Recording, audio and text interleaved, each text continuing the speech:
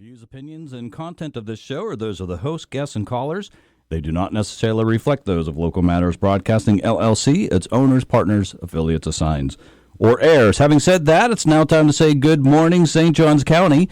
Welcome to the weekly radio show of the St. Johns County Council on Aging, better known in our community as the COA. We are your local nonprofit agency who for the past 50 years has been leading and advocating for the dignity, independence, health, and community involvement of older St. Johns County residents. I'm Brian Robinson, Program Director for COA, broadcasting to you live from the studio of WFOY, 102.1 FM, your local radio station for news, sports, and talk. And before we get into our show, let me remind everyone that if you have a question, a comment, or a suggestion for a radio show topic, please send your email to radio@coasjc.org. You can even do that while we're live on the air this morning if you have a question during the show. I have my email up, so feel free to shoot me a question, radio@coasjc.org. This morning I am joined by St. Johns County Supervisor of Elections, Vicky Oakes. Vicky is an elections professional with more than 35 years of experience conducting elections in St. Johns County. Vicky has served as the Supervisor of Elections in St. Johns County for the past 12 years and previously served as the Assistant Supervisor of Election for 23 years. Vicky, welcome to the COA Weekly Radio Show. Good morning, Brian. Welcome, and thank you so much for having me today. It is great to have you. And before we get started with our show, I've been asked to make sure that our listeners are aware that you did file for re-election, but because nobody filed to run against you by the June 14th deadline, Florida statute states you are no longer considered a candidate and are declared automatically elected. Now, am I saying that correctly? Yes, that is correct. And I'm also currently the Supervisor of Elections, so I will begin my new term in January of 25.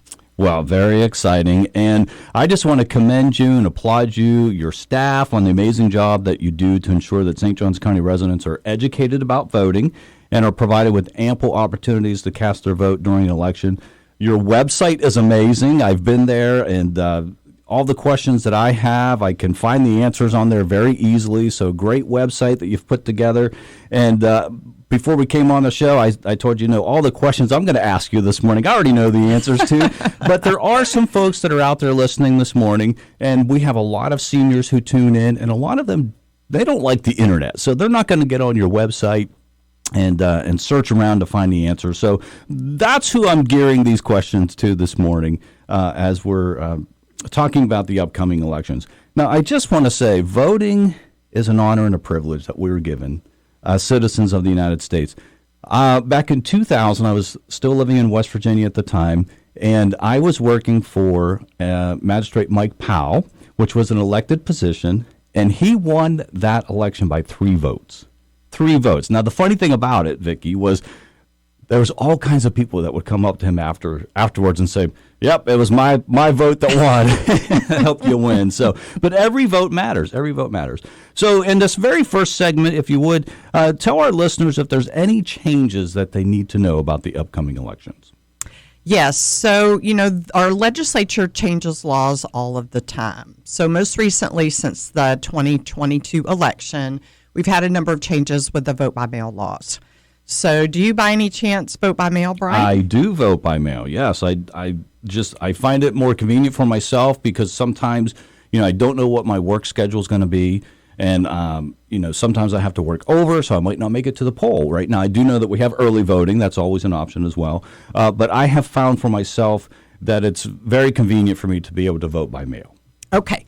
So all of the vote-by-mail requests expired following the 2022 election, and voters now have to request their ballot every election cycle.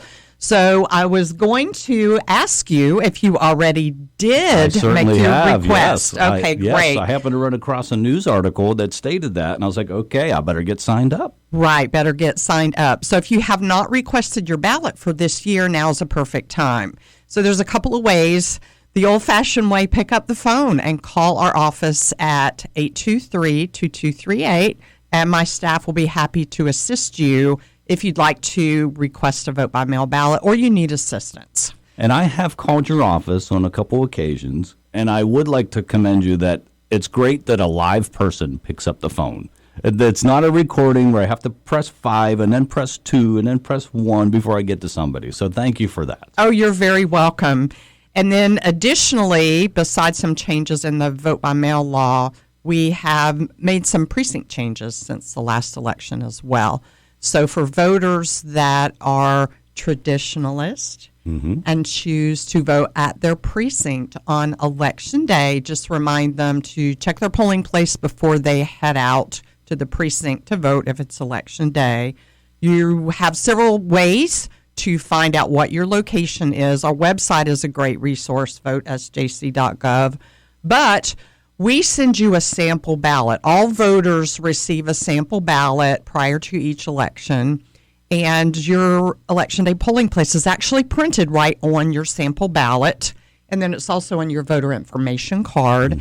And there again, if you don't know, you can always pick up the phone and call the office, and we'll be happy to direct you to the correct polling place the first time. And I do appreciate that because I know we moved here, my family and I moved here in 2018. And, we don't know a lot of people. We don't know who the people are that are running. So I appreciate the sample ballot coming in advance because then we took the time, my wife and I took the time to research the candidates, to see who are, what they stand for, what their policies are and so forth, to help us prepare when it's time to vote, to vote for the person that we feel would best represent us. So we appreciate that. Right. And that's some of the best money I spend, Brian, on sample ballots because you're not the only one. We hear that everywhere. Voters love their voter-specific sample ballots received from my office. We mail them about 3 weeks in advance. For the election coming up, they're going in the mail on July 26th. So voters will receive it as their specific party and has all the candidates listed on them, plus information about voting by mail, early voting dates, times, and locations, and also a reminder about their Election Day polling place. Oh, fantastic. Well, we're going to do this. We're going to go ahead and take our first break. I got lots of questions to ask you during our time together, but let me go ahead and take our first break. You are listening to the weekly radio show of the St. Johns County Council on Aging. Our guest is Vicky Oakes. We'll be right back after these commercial messages. And welcome back to the weekly radio show of the St. Johns County Council on Aging here on WFOY 102.1 FM.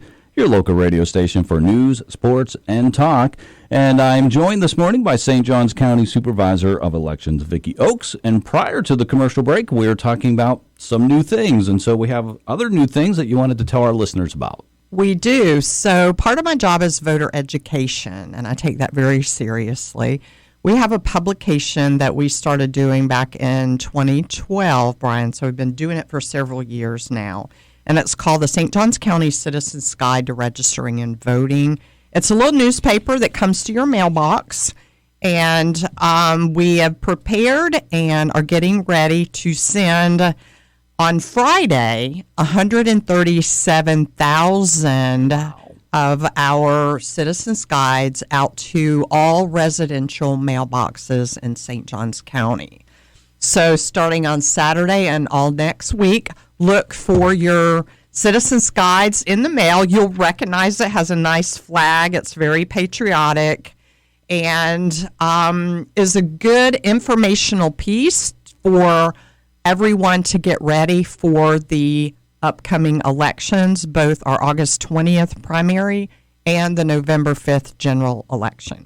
And I hope that you're not hand stamping those. That's a lot. No, I know. No, we have a company that prints and mails them. We use a mail house for that. That's good, because that's a lot. Yeah. So, Brian, I do know that some of your seniors are quite tech savvy. There are, yes. So we have a variety, right? So we have some seniors who are like, I want nothing to do with internet. I don't want email. No. And then you have others who are very tech savvy. They have their cell phone. They're working it better than I can sometimes. So, yes, we do have some tech savvy seniors. Okay. So for your tech savvy seniors, we have something new. It's called Text My Gov Elections, and you can go to our website at votesjc.gov. You'll see a little pop-up in the lower right-hand corner, and you can sign up for text alerts from us for important messages coming from my office, and then additionally, you can sign up if you have questions. You can text us. So, It's a little difficult these days, more so than it used to be, to get the word out to people because you and I remember the days when the newspaper used to come to the mailbox and we'd have our morning coffee and read our morning newspaper. Absolutely. Well, local newspapers have gone away, and for the longest time, that was a major form of communication from our office to our voters. But now newspapers have gone away. Like you said, not everybody does the internet. So for us, direct mail has become one of the most important. We also use our website for educational information. And then, like you said, not everybody does the internet. Not everyone, we have quite a social media platform, and not everyone does that.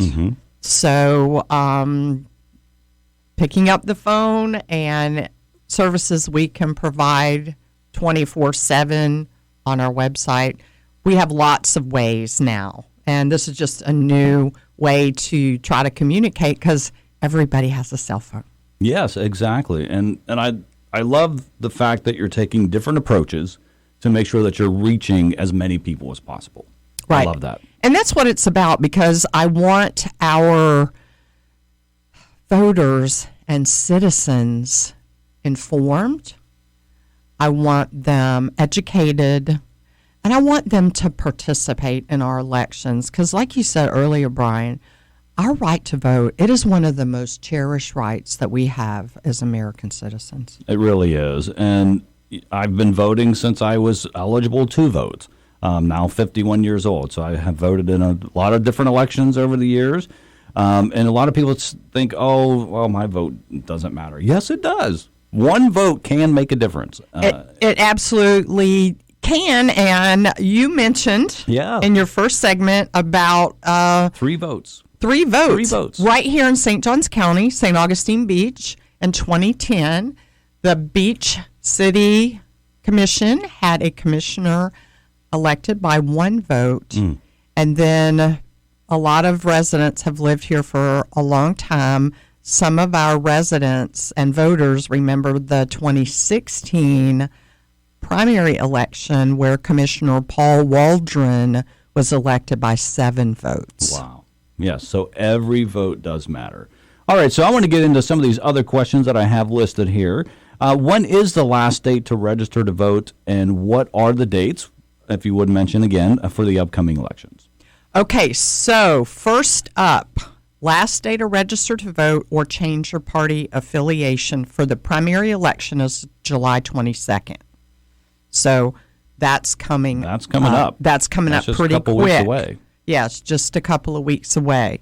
I want to mention also about Florida's closed primary, Brian, because since you've already voted, moving from another state, Florida's laws are very different. They are, yes. So for your new listeners and people that have moved here recently, may not be aware that Florida is a closed primary. Your political party dictates the ballot that you will receive in a primary election, period. So St. Johns County, we are about 54% registered Republicans. If you've looked at our candidate list, you'll see there's lots of Republicans on it. So Republicans are going to have a lot on their ballot.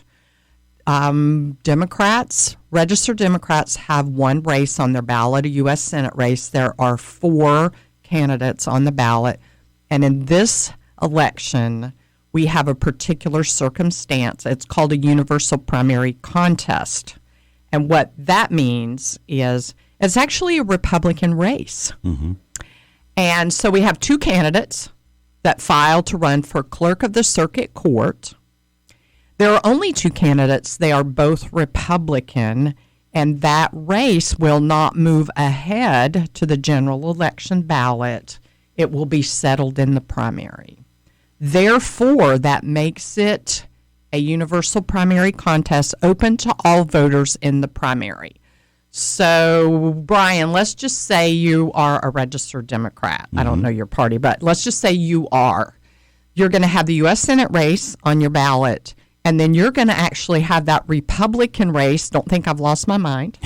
You're going to have that Republican race on your ballot, and you're going to be able to vote on that as is a voter who is no party affiliation. Because of Florida's closed primary laws, they can't vote on the party races, but this is the one exception.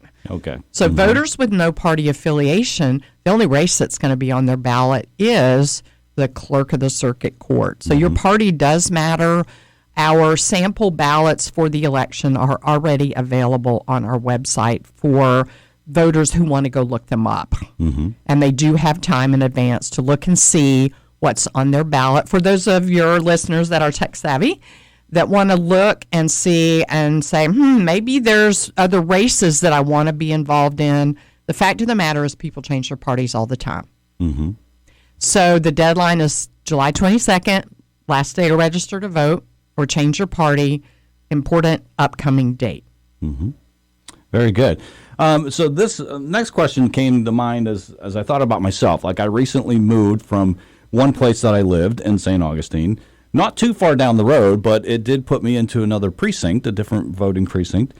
So my question is, if a current St. Johns County resident moves to another location within St. Johns County, does the person have to notify you? Yes, they do.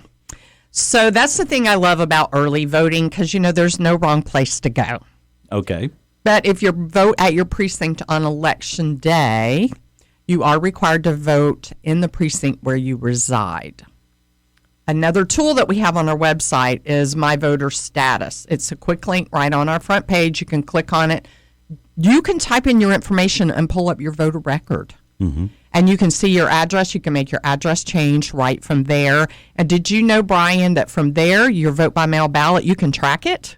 Yes, I did that in the past. Yes, you can see when we mail it to you, when you vote it and return it to us. You can go back and see the day we received it, and you can actually verify right online that your vote by mail ballot has been counted. Yes, I love that feature. Yes, so keeping your address up to date is very, very important, and it's as simple as picking up the phone and calling the office. We can take your address change over the phone and then mail you out a new voter information card, which will tell you your precinct and your districts, your congressional, your Florida Senate, Florida House, County Commission, and School Board, because those are the races that are going to be on your ballot. So it is very important that you keep your address up to date. You can not only call and update your address, you can do it right online. Make your address change right online. When we moved. And for those that are tech savvy, you can also register to vote online. Florida does have voter registration online. You're required to have a Florida driver's license to utilize our online registration system. So let's just say somebody goes to the wrong precinct. They've waited in line. They finally get up to vote. What happens? Okay, so the poll worker is going to pull their information up. They're going to ask them, do you have any changes to make today?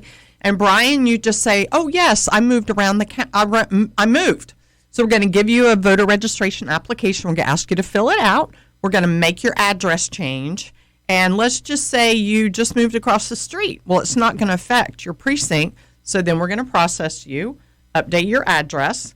And then the worker actually doesn't know until they've completed your address change process in our system whether or not we say, okay, here you are, then take your voting pass, step down, you get to vote because it didn't change your precinct, or, oh, you've moved across town, here's it's called an action ticket, I'm going to hand it to you. This will give you information and direct you to your polling place, including providing directions. All right. Well, that music means we got to go to our next break, so we will pick up our conversation right after these commercial messages. And welcome back to the weekly radio show of the St. Johns County Council on Aging here on WFOY 102.1 FM, your local radio station for news, sports, and talk. I'm joined this morning by St. Johns County Supervisor of Elections, Vicky Oakes, and we've just been going through some different questions that I've put together. And we were talking about if somebody moves to a different precinct and, what happens if they go to the wrong polling place. And so another question, ID, is that required to cast a ballot? Yes, Florida law does require a voter to have photo and signature identification when they vote in person. So your driver's license is the perfect example, and I've worked in many polling places and early voting sites because if I go out and visit and they're busy, I pitch in and help too. But voters have two things. Our voters are very prepared. The two things in their hands that they come in with are their sample ballot and their driver's license. The driver's license is not the only form of photo ID. We have a list of about 12 different forms of acceptable identification in Florida. That's why Florida, it works so well. And we also have a provisional ballot law that says if you do not have photo ID, you're not turned away, that you may still vote a provisional ballot. Okay. I remember I did vote in person one year after we first moved here, and I typically when I sign, like if it's a credit card or whatever, I just right, and it looks like a doctor's signature, and the poll worker looked at me and he said, I need you to sign it so it looks like your ID. Because on my ID, I take my time and I write Brian C. Robinson. He's like, I need your signature to look like that. So, so I had to do it again before he would let me vote. So that's great. Another thing I wanted to talk about this morning is mail-in voting. As I've stated, that's something that I find convenient for myself to do. I wanted to provide you with a couple of some of the arguments made by those who oppose mail-in voting, and just ask you to respond to it. Okay. So one of the things that I read is those who oppose mail-in voting say mail-in voting increases the risk of fraud because no form of ID is required as it is when you vote in person. Okay, so at 21, 22, and 23, our state legislature 3 years in a row changed Florida law. We had 100-page election bills with each year, and they have put some serious guardrails now around vote by mail. When you call and request your vote by mail, Brian, you are not only going to have to now provide for us your name, your address, your birth date, and the ballot mailing address, you are also going to have to provide for us your Florida driver's license or ID number or the last 4 digits of your Social Security number so that we can indeed verify that it is you requesting your ballot, number one. Number two, the change in the law about annual requests now for vote-by-mail ballots. You have to request them every election cycle. So it's on you, the voter. If you choose to vote by mail, you have to request it. Of course, we've talked about it. You can call or use our online resources or fill out a form and send it in. Number 3, we have signature verification on each and every vote-by-mail ballot. And what the law requires, and I have a staff of 4 people that at election time they come in and all they do is one by one verify. When you send in your vote-by-mail ballot, one of my workers is going to process your ballot. It's going to pull your vote-by-mail request up. They're going to look at the signature that's on your envelope, and they're going to match it with the signature that is on your voter file. And what the law says is those have to match in order for your ballot to count. Because if you think about it, when you vote in person, you provide ID. When you vote by mail, your signature is your identification. So let's say you forgot to sign your envelope. Oh dear, you might be surprised how many people just don't sign them. Or let's just say your signature doesn't match. We're going to reach out to you. The law requires it. We are going to, if we have a phone number for you, we're going to call you. We have an email, we're going to email you. And then we're going to drop a letter in the mail to your ballot mailing address that says, hey, there's a problem with your vote-by-mail ballot. Here's what you need to do to cure your ballot and still have it count. You have to fill this affidavit out, return it to us along with copies of your photo identification no later than 5 p.m. following the second day following the election, and your ballots can still count. So we have a number of guardrails around vote-by-mail ballots now because of the action our state legislature has taken. Additionally, there was some law changes with our formerly known as drop boxes, I remember vote-by-mail those. drop boxes. They are now called secure ballot intake stations. So law changes restricted them to being only available at the Supervisor of Elections office and at early voting sites available to voters during the hours of early voting. They are monitored by an employee of my office at all times. Okay. So those are some of the restrictions now. And it's worked very well. We haven't had any problems. People just really need to remember that if they're going to vote by mail, they have to request their ballot in time to be mailed to them. By the way, Brian, your vote-by-mail ballot will go in the mail on July 16th, so start looking for it next week. Great. And so in that instance, like you said, if the signature doesn't match up with what you have on file, and the person has until 5 p.m. 2 days following the election, correct. Right? So probably they're going to need to bring it to you, right? Because there's no way it's going to get to you in the mail in time. Well, with the notices we provide, a postage paid return envelope, we encourage people, if they're local, yes, bring them to us. We have people that scan them and email them to us. They can do that. Okay. They can, so it's up to them. We just have a deadline that they have to reach our office. And you'd be surprised. We'll call people and say, hey, and they'll say, I'll be right there. I'm coming. Don't need to mail me anything. Or we will email them and hadn't been out in the email in 5 minutes and they're calling us. What do I need to do? Can I just tell me? And that communication with our voters is very important. And so I think it's important for someone who's voting by mail to know what signature that you have on file, like what it looks like, right? Because so mine is what's on my driver's license. So when I'm signing my ballot, I look at my signature on there to make sure that I don't do my typical squiggly, right? Right. All right. Well, that music means we got another break, so we're going to have to do that. We'll continue our conversation right after these messages. And welcome back to the final segment of the weekly radio show, the St. Johns County Council on Aging, here on WFOY 102.1 FM, your local radio station for news, sports, and talk. I'm joined this morning by St. Johns County Supervisor of Elections, Vicky Oakes, and we've been talking a lot about elections, and I feel like our time together is really not long enough because there's a whole lot more that we could talk about. Before we jump back in, let me just remind our listeners that next week, same place, same time, right here on WFOY 102.1 FM, we'll have Megan Wall with Legal Aid as our guest. So tune in next week, same time, same place. So for our last segment, what I wanted to talk about is the integrity of voting equipment. So conspiracy theorists, they love to target the integrity of voting equipment.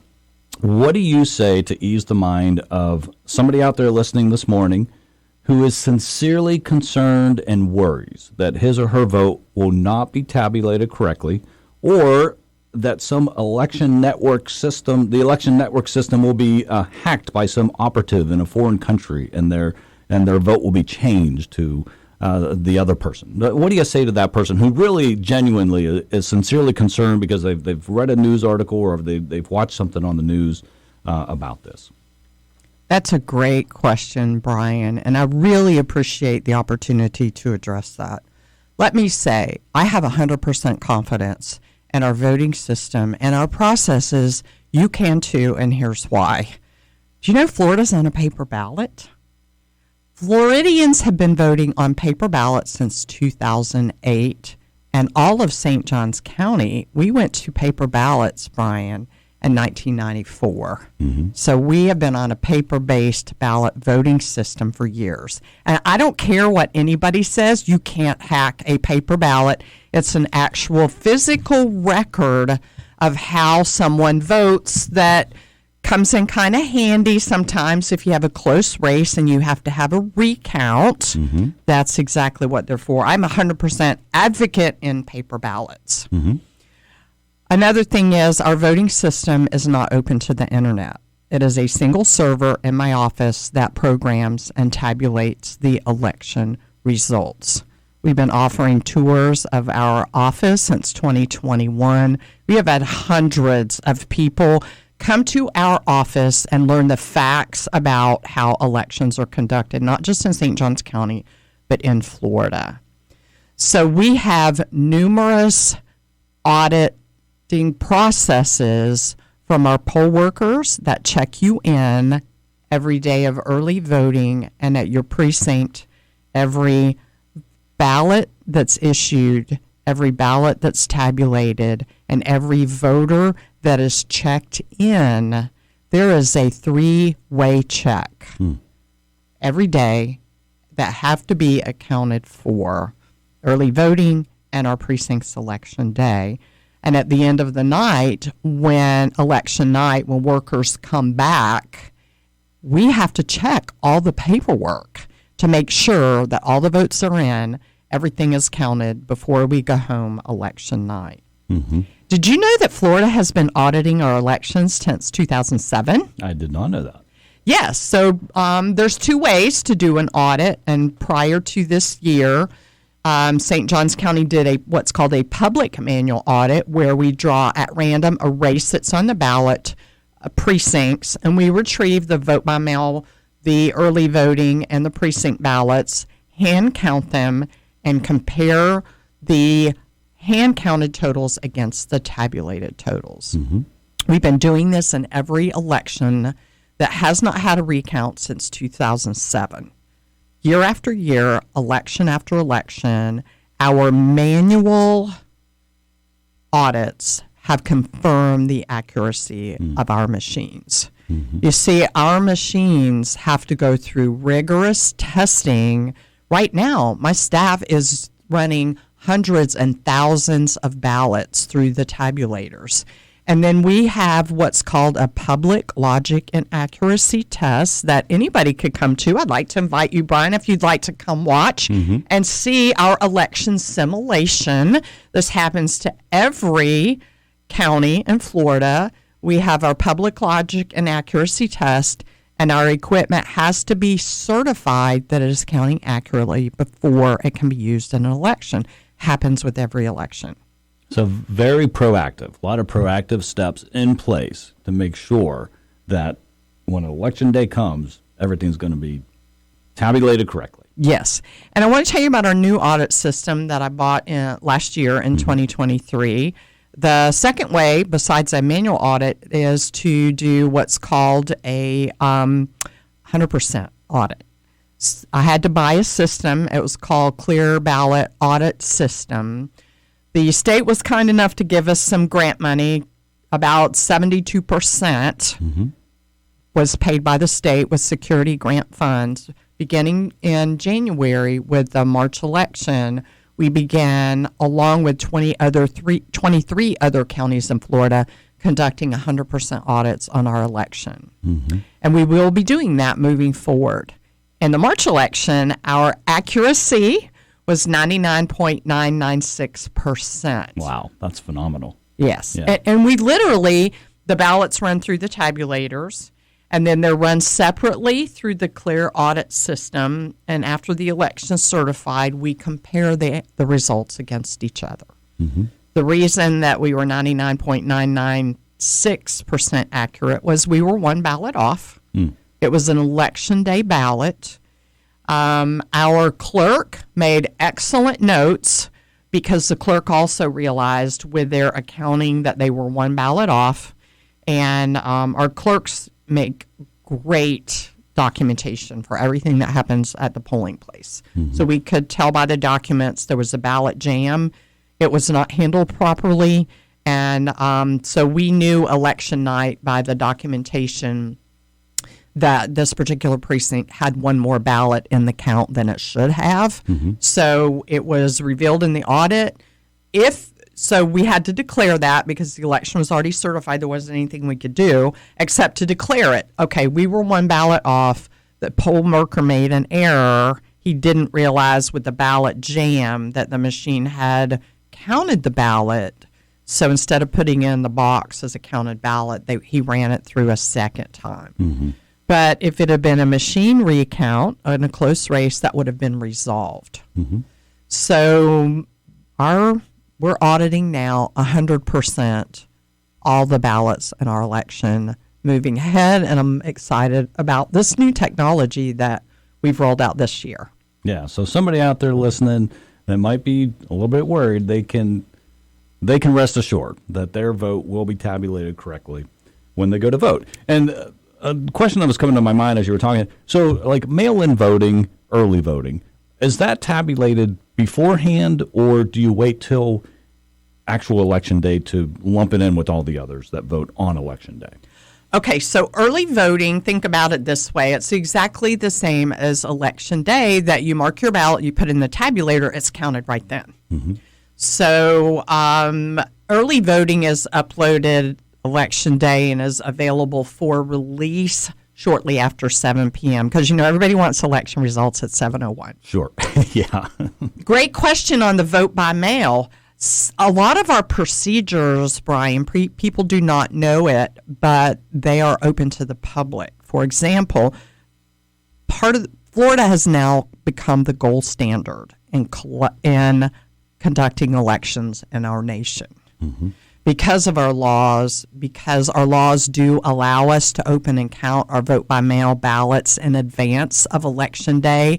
The dates and times that we do that, those meetings are open to the public. Brian, if you want to come sometime and watch our process for opening and counting those vote by mail ballots, you are more than welcome, and I invite you to do so. It's quite a learning experience. Well, that music there means it's time for our show to be over. Well, like I said, there'll be a lot more that I would love to talk with you about, so we'll have to have you come on again another time, maybe right before the general election. We can work something out to have you come on. So thank you so much for being our guest this morning. Thank you. I really enjoyed it. All right. Thanks for listening, everybody. We'll see you next week.